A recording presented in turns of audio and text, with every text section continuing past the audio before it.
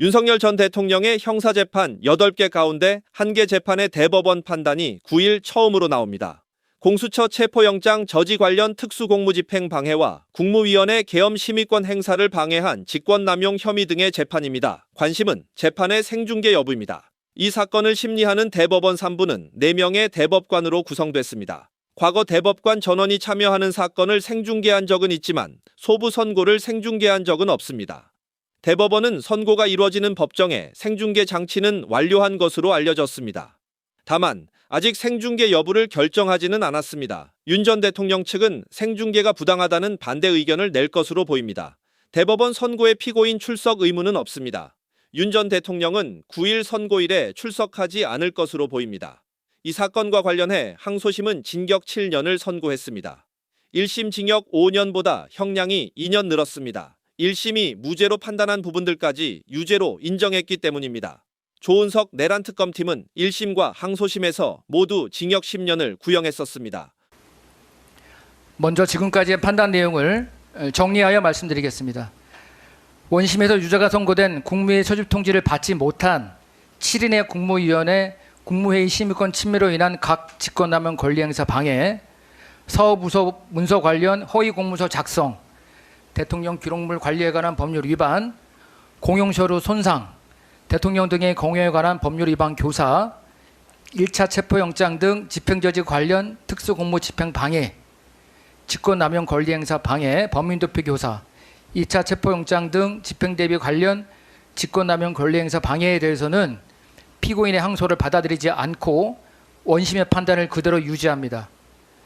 원심 판결의 무죄 부분 중 국토부 장관, 산업부 장관의 심의권 침해 관련 각 직권남용 권리행사 방해 부분과 허위 공보 관련 직권남용 권리행사 방해 부분에 대한 검사의 항소는 이유 있으므로 이를 받아들여 유죄를 선고하고 허위 작성 공문서 행사 부분에 대한 검사의 항소는 받아들이지 않습니다.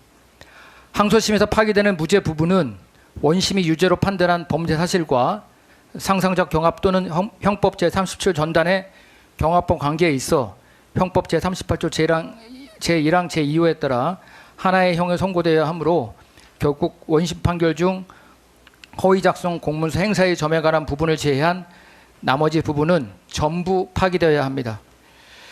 따라서 관여 법관의 일치된 의견으로 원심 법관의 유죄 부분과 무죄 부분 중 허위 작성 공문서 행사의 점을 제외한 이유무죄를 포함한 나머지 부분을 파기하고 변론을 거쳐 이 사건 공소사실 중 원심의 무죄 판단 부분을 유지하는 부분인 허위 작성 공문서 행사의 점 및 이유무죄로 판단하는 김모 부장과의 공모 부분을 제외한 나머지 공소사실에 대해 유죄로 판결하며 원심 판결의 무죄 부분 중 허위 작성 공문서 행사의 점에 대한 검사의 항소를 기각합니다.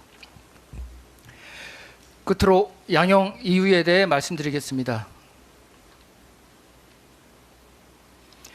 먼저 피고인에 대한 양형을 고려함에 있어 유리한 사정을 살펴보면 피고인은 현재까지 형사처벌을 받은 전력이 없습니다.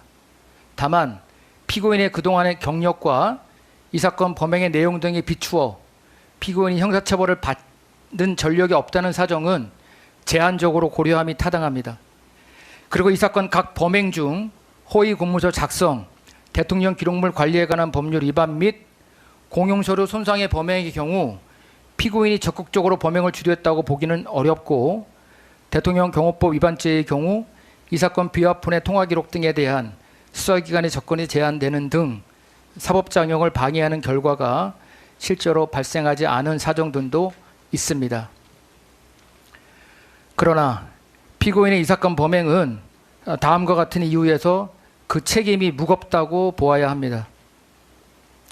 헌법은 비상계엄 선포에 앞서 국무회의 심의를 거치도록 하고 비상계엄 선포라는 대통령의 국법상 행위의 방식으로 문서주의와 부서제도를 정하고 있는데 이 사건 각 범행 중 국무회의 심의권 침해 관련 직권남용 권리행사 방해 범행 및 비상계엄 선포 절차의 하자 은폐를 위한 사업부서 관련 범행은 이러한 절차를 위반한 것으로서 그 자체로 헌법 위반에도 해당하므로 그 위법의 정도가 크다고 보아야 합니다.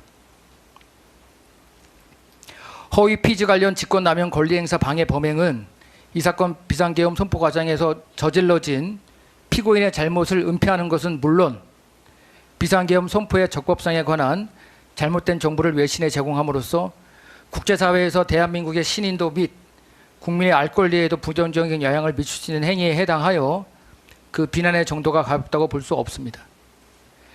비화폰 정보를 수사기관이 볼 수 없도록 교사하고 두 차례에 걸친 체포영장 등의 집행과 관련한 범행은 피고인에 대한 수사가 개시되자 이로 인한 법적 책임을 회피하기 위한 목적에서 이루어진 것으로서 그 죄질이 나쁘고 당시 피고인이 체포영장 등 집행지휘의 명분으로 삼았던 공수처의 수사권 및 영장 발부 법원의 관할권 등은 모두 이유 없으므로 피고인은 당시 아무런 정당한 이유 없이 체포영장 등 집행을 거부하기 위하여 이 사건 범행을 저질렀다고 볼 수밖에 없습니다.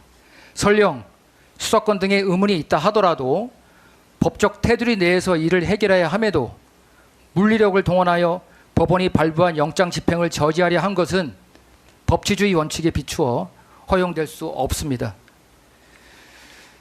특히 1차 체포영장 등 집행 저지와 관련하여 이는 자신의 영향력 하에 있는 경호처 소속 공무원들로 하여금 공수처 검사 등의 영장 집행에 관한 정당한 공무 집행을 방해하도록 한 것으로서 국가공무원인 경호처 소속 공무원들에게 위법한 지시를 하여 자신의 보호를 위한 사병과 같이 사용하려고 한 것일 뿐만 아니라 또 다른 국가공무원들인 공수처 검사들과 물리적 충돌을 야기할 우려까지 초래하는 등 범행의 동기 및 그 결과에 있어서 비난 가능성이 크다고 보아야 합니다. 피고인은 앞서 본 바와 같이 체포영장 등의 집행을 거부한 사유들을 포함하여 이 사건 범행 전체에 대하여 수사기관 이래 항소심에 이르기까지 같은 주장을 반복하며 자신의 책임을 회피하려고 하는 등 범행 후의 정황도 양형에 불리한 요소로 판단되어야 합니다.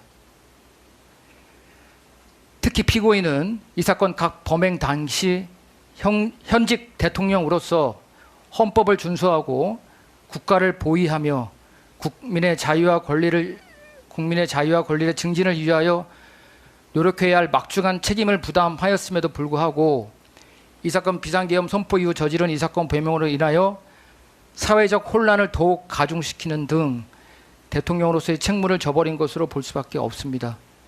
이러한 점을 종합하면 피고인의 책임이 중하다고 볼 수밖에 없으므로 이에 상응하는 처벌이 불가피하다고 보입니다. 다음과 같이 선고합니다. 피고인 일어서십시오.